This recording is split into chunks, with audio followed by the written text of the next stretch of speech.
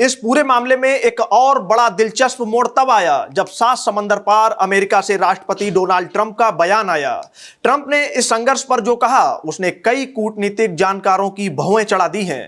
Trump ने न सिर्फ पाकिस्तान के प्रधानमंत्री बल्कि असीम मुनीर की भी जमकर तारीफ की और कहा कि उनके संबंध पाकिस्तान के साथ बहुत अच्छे हैं। उन्होंने मुनीर को एक महान जनरल और एक महान नेता बता दिया और यहां तक कह दिया कि वो इस मामले में हस्तक्षेप करेंगे क्योंकि पाकिस्तान बहुत अच्छा काम कर रहा है। अब यहां पर एक बहुत बड़ा सवाल खड़ा होता है कि क्या अमेरिका का यह रुख इस युद्ध की दिशा बदल देगा। अब जरा मानचित्र की नजर से इस रणभूमि को समझने की कोशिश करते हैं क्योंकि बॉर्डर पर हालात बेहद तनावपूर्ण हैं। अफगानिस्तान और पाकिस्तान की लंबी सीमा पर कई जगहों पर भीषण गोलीबारी चल रही है और दोनों ही तरफ से जीत के बड़े बड़े दावे किए जा रहे हैं। अफगानिस्तान का कहना है कि उसने अब तक 55 पाकिस्तानी सैनिकों को ढेर कर दिया है और कई महत्वपूर्ण बॉर्डर पोस्ट पर अपना झंडा गाड़ दिया है। यानी कि अफगानिस्तान का दावा है कि उसने पाकिस्तान की कई पोस्टों पर अपना कब्जा कर लिया है। वहीं दूसरी तरफ पाकिस्तान की अपनी एक अलग कहानी है। उसका दावा है कि उसके हमलों में तालिबान के 274 लड़ाके और अधिकारी मारे गए हैं और सैकड़ों घायल हैं। हालांकि इन दावों के पीछे की सच्चाई क्या है इसकी पुष्टि कोई स्वतंत्र एजेंसी नहीं कर पाई है क्योंकि युद्ध के शोर में अक्सर सच सबसे पहले दम तोड़ देता है। आप जानते हैं कि जब युद्ध होता है दो देशों के बीच में तो सब बड़े बड़े दावे अपनी जीत के करते हैं लेकिन उसकी पुष्टि करना बहुत मुश्किल होता है उस समय। यानी असली नुकसान इससे कहीं ज्यादा भी हो सकता है और कम भी हो सकता है। लेकिन आज पाकिस्तान ने खुद यह कबूल किया है कि अफगानिस्तान ने उसके 53 स्थानों पर हमला किया जिसमें 12 पाकिस्तानी सैनिक मारे गए हैं। यहाँ एक और एंगल है जो पाकिस्तान की खींच को दिखाता है। पाकिस्तान के रक्षा मंत्री ख्वाजा आसिफ ने सोशल मीडिया पर एक बेहद तीखा आरोप लगाया है कि तालिबान ने अफगानिस्तान को भारत की एक कॉलोनी बना दिया है और वो भारत के इशारे पर पाकिस्तान से प्रॉक्सी वॉर लड़ रहे हैं। अब देखिए पाकिस्तान ये कहता है कि भारत और अफगानिस्तान इस समय मिले हुए हैं। आप समय का चक्र तो देखिए कि एक जमाना था जब पाकिस्तान खुद अफगानिस्तान को भारत के खिलाफ इस्तेमाल करता था। दिसंबर 1999 में कांधार हाईजैक तो आपको याद ही होगा। कांधार हाईजैक में इंडियन एयरलाइंस के एक प्लेन को हाईजैक करने के बाद पाकिस्तान ने अपने आतंकवादियों को भारत से रिहा करवाया था और तब इन आतंकवादियों का पाकिस्तान लौटने पर भव्य स्वागत भी हुआ था और इस हाईजैक में सबसे ज्यादा समर्थन मिला था अफगानिस्तान से पाकिस्तान को।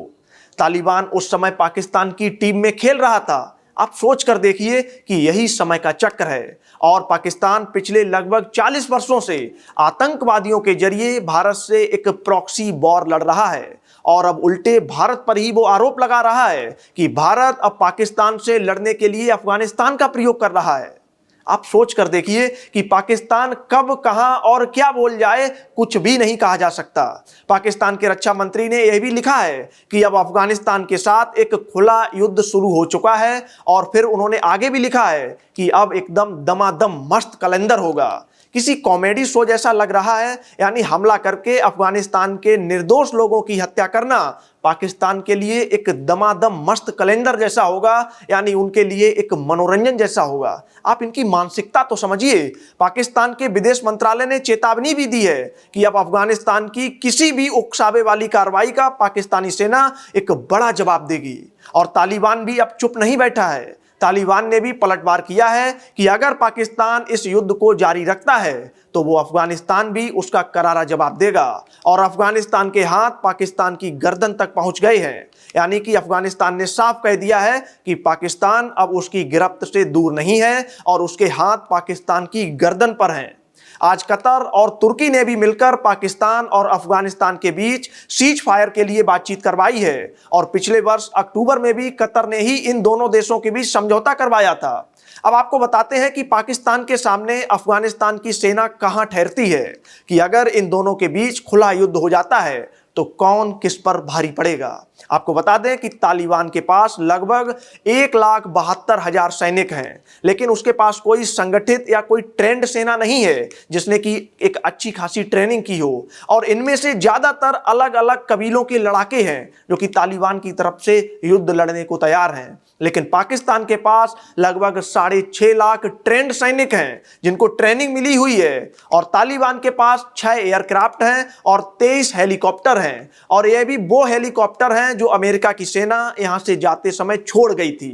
लेकिन अफगानिस्तान के पास इन एयरक्राफ्ट के लिए ना तो स्पेयर पार्ट हैं और ना ही कोई मेंटेनेंस इनका हो रहा है। इसलिए यह कहना बड़ा मुश्किल है कि ये एयरक्राफ्ट और हेलीकॉप्टर्स लड़ाई के कितने काबिल हैं। जबकि पाकिस्तान के पास 400 से ज्यादा फाइटर जेट्स हैं, उनके पास अपनी पूरी एयरफोर्स है जिनमें अमेरिका में बने F-16 और चीन के लेटेस्ट JF-17 फाइटर जेट शामिल हैं। इस समय पाकिस्तान पर हमला करने के लिए तालिबान छोटे छोटे ड्रोन्स का इस्तेमाल कर रहा है, जिससे कि कम खर्च में पाकिस्तान की सीमा के अंदर बड़े बड़े हमले किए जा रहे हैं। तालिबान सैनिकों के पास ज्यादातर वो मशीन गन्स और रॉकेट लॉन्चर्स हैं जो अमेरिका के सैनिक कुछ समय पहले यहां छोड़कर चले गए थे।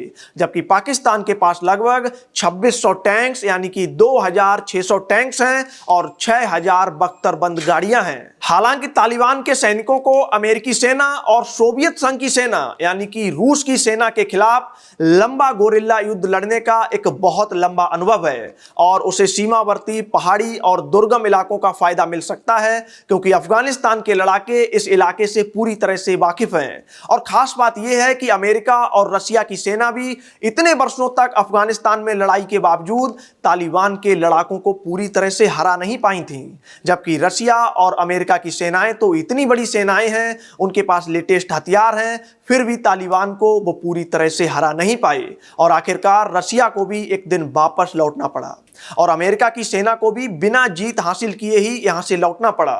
अगर आप तालिबान के सैनिकों की परेड देखें तो आपको अंदाजा लग जाएगा कि उनकी सेना कैसी है। कहने को तो अफगानिस्तान की यह सेना पाकिस्तान के सामने कहीं नहीं ठहरती। अगर हथियारों की बात करें, रिसोर्सेज की बात करें, पैसों की बात करें तो अफगानिस्तान के पास ना तो अपनी खुद की कोई संगठित एयरफोर्स है और पाकिस्तान के पास तो 400 फाइटर जेट्स वाली एयरफोर्स है। आप कल्पना करके देखिए, अफगानिस्तान के पास कोई संगठित ट्रेंड सेना भी नहीं है, लेकिन अफगानिस्तान के पास इन लड़ाकों के पास एक चीज है जो पाकिस्तान के पास नहीं है और वह है पैशन, वो है बहादुरी, वो जज्बा। और अफगानिस्तान के लड़ाके इतने जज्बात के साथ लड़ते हैं कि अमेरिका और रशिया भी इन्हें हरा नहीं पाई। इसलिए पाकिस्तान के पास हथियार तो बहुत होंगे, शायद पैसा भी इनसे ज्यादा होगा, फाइटर जेट्स भी इनसे ज्यादा होंगे, टैंक भी इनसे ज्यादा होंगे, लेकिन बहादुरी इनके जैसी नहीं है। एक बड़ी मशहूर कहावत है, Afghanistan is the graveyard of empires, यानी कि अफगानिस्तान वो जगह है जहां बड़े बड़े साम्राज्य दफन हो चुके हैं। दुनिया की कई बड़ी बड़ी शक्तियां जैसे अमेरिका, सोवियत संघ और ब्रिटिश साम्राज्य ने भी अफगानिस्तान पर कब्जा करने की कई बार कोशिशें की, लेकिन इन सभी को वहां से पराजित होकर ही वापस लौटना पड़ा। इनमें कोई भी अफगानिस्तान पर कब्जा नहीं कर पाया।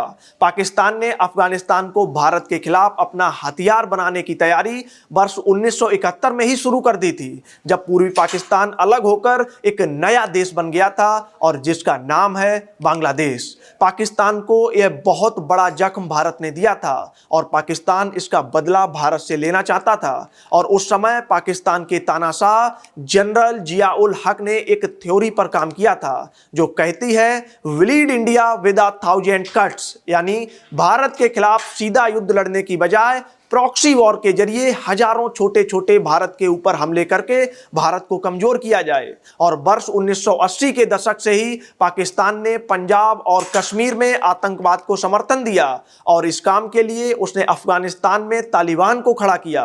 तालिबान ने पाकिस्तान की मदद से पहली बार 1996 और दूसरी बार अगस्त 2021 में अफगानिस्तान पर पूरी तरीके से कंट्रोल कर लिया। लेकिन पाकिस्तान ने यह कभी सोचा नहीं था कि 50 साल तक जिस तालिबान को उसने पाल पोस कर बड़ा किया, उसे ट्रेनिंग दी, उसे हथियार दिए, उसे पैसा दिया और वही तालिबान एक दिन उसका दुश्मन बन जाएगा। इस समय पाकिस्तान के लोग भी परेशान हैं कि मुस्लिम होने के बावजूद अफगानिस्तान पाकिस्तान का साथ क्यों नहीं दे रहा। पाकिस्तान और अफगानिस्तान के बीच छिड़े संघर्ष पर संयुक्त राष्ट्र ने भी गहरी चिंता जाहिर की है। यूएन के महासचिव एंटोनियो गुटेरेस ने दोनों देशों के बीच हिंसा में तेजी से बढ़ोतरी को लेकर तत्काल शत्रुता को समाप्त करने की अपील की है। महासचिव के प्रवक्ता स्टीफन दुजारिक ने भी कहा है कि उन्होंने किसी भी मतभेद को कूटनीति के माध्यम से हल करने की अपील दोहराई है। यूएन ने कहा है कि दोनों पक्षों में यदि यह लड़ाई जारी रही तो हताहतों की संख्या यानी कि कई लोगों के मरने की संख्या और ज्यादा बढ़ेगी। तो देखिए, किसी भी देश में जब वहां की सेना और सेना का प्रमुख, वहां का जनरल जब बहुत महत्वाकांक्षी हो जाता है तो वह चाहता है कि हमेशा उसके देश में कोई ना कोई युद्ध चलता रहे, क्योंकि युद्ध काल में राष्ट्रीय सुरक्षा सबसे बड़ी प्राथमिकता बन जाती है और सारी ताकत सेना के हाथों में आ जाती है। और यह बात पाकिस्तान और उसके सेना प्रमुख फील्ड मार्शल असीम मुनीर पर बिल्कुल फिट बैठती है। असीम मुनीर ये चाहते हैं कि पाकिस्तान की सेना हर समय कोई ना कोई युद्ध लड़ती रहे, ताकि पूरे देश पर पाकिस्तान की सेना का जो कंट्रोल है वो बना रहे और सिविलियन सरकार जो है वो चुपचाप बैठकर अपना तमाशा देखती रहे। तालिबान का आरोप है कि पाकिस्तान के बड़े सैन्य अधिकारी लश्कर-ए-तैयबा और इस्लामिक स्टेट जैसे आतंकवादी संगठनों का एक जॉइंट कमांड बनाकर अशांति फैलाने की कोशिश कर रहे हैं। तालिबान ने यह भी कहा है कि ऑपरेशन सिंदूर के बाद फील्ड मार्शल असीम मुनीर ने पाकिस्तान के संविधान में संशोधन कराया और खुद को ज्यादा ताकतवर बना लिया और अब वो दोबारा एक नया युद्ध शुरू करके अपनी इसी ताकत को और बढ़ाने की कोशिश कर रहे हैं। तो पूरी दुनिया की नजर वैसे तो अमेरिका और ईरान पर लगी हुई थी, लेकिन उससे पहले ही पाकिस्तान और अफगानिस्तान का यह युद्ध छिड़ गया है और यह मामला बहुत गंभीर है। वो इसलिए क्योंकि पाकिस्तान सीधे काबुल पर हमला कर रहा है और अफगानिस्तान इस्लामाबाद पर हमला कर रहा है और यह जो पूरी लड़ाई हो रही है यह भारत की सीमा के बेहद करीब है। अब आपको बताते हैं कि इस युद्ध की असली वजह क्या है। वो है इन दोनों देशों के बीच की सीमा, जिसे कहते हैं डूरंड लाइन। 133 वर्ष पहले यानी 1893 में अंग्रेजों ने इस विवादित रेखा को बनाया था। अफगानिस्तान के हेलमंद से लेकर काराकोरम तक यह सीमा लगभग 2600 किलोमीटर लंबी है और जब यह सीमा रेखा बनाई गई थी तब पाकिस्तान का निर्माण नहीं हुआ था और भारत पर अंग्रेजों का शासन था और उस समय जो पाकिस्तान है वो भारत में ही था। लेकिन 12 नवंबर 1893 को ब्रिटेन के विदेश सचिव मोर्टिमर डोरांड और अफगानिस्तान के शासक अमीर अब्दुल रहमान के बीच एक समझौता हुआ और इस अंग्रेज अफसर के नाम पर ही इस सीमा का नाम डूरंड लाइन रखा गया। फिर वर्ष 1947 में जब भारत का पाकिस्तान से बंटवारा हुआ और पाकिस्तान अस्तित्व में आया तब उसने इस डूरंड लाइन को अंतरराष्ट्रीय बॉर्डर की मान्यता दे दी। लेकिन अफगानिस्तान इस सीमा को नहीं मानता और यह सीमा इस विवाद की सबसे बड़ी वजह है। अब जरा गहराई से सोचिए कि इतिहास खुद को कैसे दोहराता है। जिस सरहद को अंग्रेजों ने अपनी सुविधा के लिए खींचा था, आज वही सरहद दो पड़ोसी मुल्कों के बीच मौत का मैदान बन गई है। पाकिस्तान को लगता है कि वो अपनी सैन्य शक्ति के दम पर अफगानिस्तान को दबा देगा, लेकिन वो ये भूल जाता है कि इसी मिट्टी ने रूस और अमेरिका जैसे दिग्गजों के गुरूर को भी मिट्टी में मिला दिया था। आज जब पाकिस्तान की अर्थव्यवस्था खुद वेंटिलेटर पर है, जब वहां के लोगों के पास बुनियादी सुविधाएं नहीं है, ऐसे में एक नया युद्ध छेड़ना क्या वाकई असीम मुनीर की समझदारी है या फिर अपनी कुर्सी बचाने की एक हताश कोशिश। उधर तालिबान में भी अब वो पुराने लड़ाके नहीं रहे जो सिर्फ पहाड़ों में छिपकर वॉर करते थे।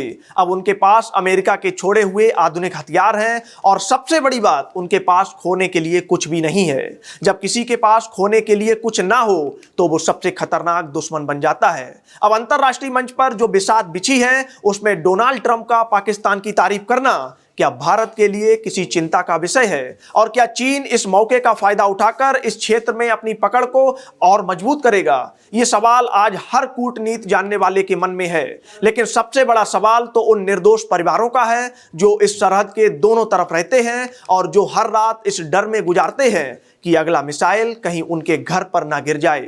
युद्ध किसी भी समस्या का समाधान नहीं होता, लेकिन जब ईगो और सत्ता की भूख इंसानी जानों से बड़ी हो जाए तो फिर अंजाम वही होता है जो आज हम पाकिस्तान और अफगानिस्तान की सरहद पर देख रहे हैं।